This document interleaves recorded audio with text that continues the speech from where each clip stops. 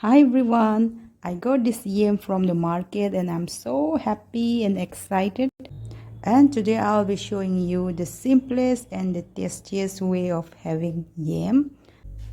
Mayam ngasi ay ensang napi lay bitsatlubne baka duganda si ha si thingni dui layra purakre matam kuiram tungna chagadawne baka ado asomda ha phangani habdu thajadana phangi ko duga si kg da 90 rupees haibne bako ado tangdi tange dorsu krashra phangbane haraubado ko ado ngsigidi yam simple oiba recipe ni ado asi simple oijarusu aikoi dum thainigi sum charakpane na ko pambada ko ado ne ngsigidi sem bhaurese.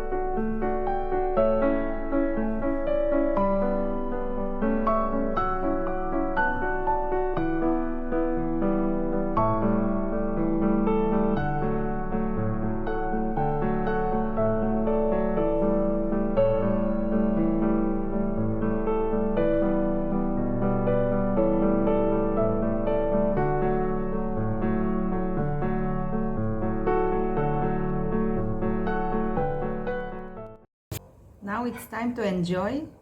Here I have the boiled yam, ngari chutney. This is green chili chutney. This is how I love to have it.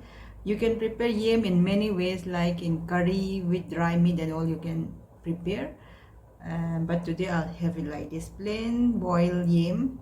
This area miyam khidi half put laga charage half put pada akhoi dum ngari met paga dum cha nei ko dum si ngari met pa ma doga sin mro atek pa laura met pa ma hai ko sire dip it in the chutney.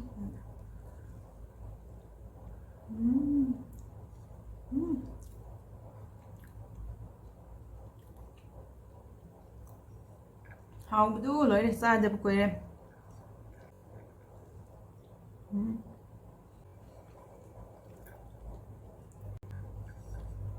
I didn't expect I'll get yam in Gwalior. Luckily I got and I'm very happy. Some Gwalior da ha phangani tha de ko do ha yo lamba ado asina white color ni ko purple color su yo lame ni yam harawe.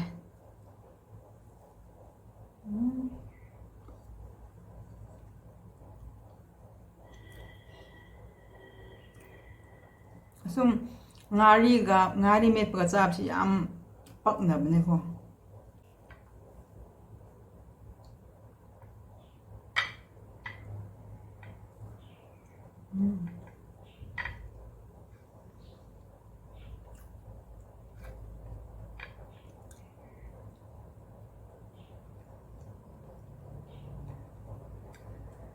Asisi akhoi di phut pa ga na maku khok na de ko adu maku khok nang di yai du bo akhoi di mahausa maku khok tan dum phut le ko asi ha bu english ta yam ko bne ko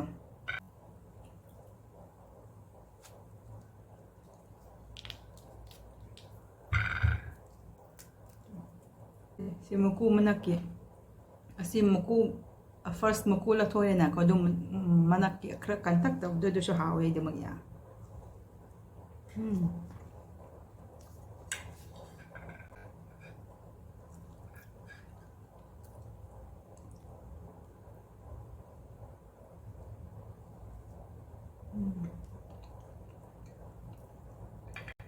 Asi yore ai di ha si sum put simple oina put laga doga murok met pada nabraga cha do do ne yam pa me ko si yam hauna cha re me yam doga crush ꯑꯩꯈꯣꯏꯗꯤ ꯑꯦꯟꯁꯥꯡꯁꯨ ꯊꯣꯡꯅꯩ ꯁꯥ ꯀꯪꯕꯒꯨꯝꯕꯒꯀꯣ ꯑꯦꯟꯁꯥꯡꯁꯨ ꯊꯣꯡꯅꯩ ꯑꯗꯨꯕꯨ ꯈꯔ ꯄꯥꯝꯕꯗꯤ ꯋꯥꯠꯂꯦꯀꯣ ꯑꯗꯨꯗꯨꯀꯣ ꯒ꯭ꯋꯥꯂꯤꯌꯔꯗꯁꯨ ꯃꯣꯏ ꯆꯥꯅꯩꯌꯦꯀꯣ ꯃꯣꯏꯗꯤ ꯆꯤꯞꯁꯀꯨꯝꯕ ꯁꯦꯝꯃꯦꯕꯀꯣ ꯆꯤꯞꯁꯀꯨꯝꯕ ꯁꯦꯝꯃꯦ ꯅꯠꯇ꯭ꯔꯒ ꯁꯨꯝ ꯐꯨꯠꯂꯒ ꯒ꯭ꯔꯤꯟ ꯆꯠꯅꯤꯒ ꯃꯤꯛꯁ ꯇꯧꯔ ꯆꯥꯕꯒꯨꯝꯕꯀꯣ ꯃꯣꯏꯁꯨ ꯇꯧꯋꯦꯕꯀꯣ ꯑꯗꯣ ꯍꯣꯔꯦꯟ ꯉꯁꯤꯗꯤ ꯁꯤ ꯋꯥꯏꯗ ꯂꯣꯏꯁꯤꯟꯖꯔꯒꯦ. That's all for today. Thank you very much for watching. Bye. Take care.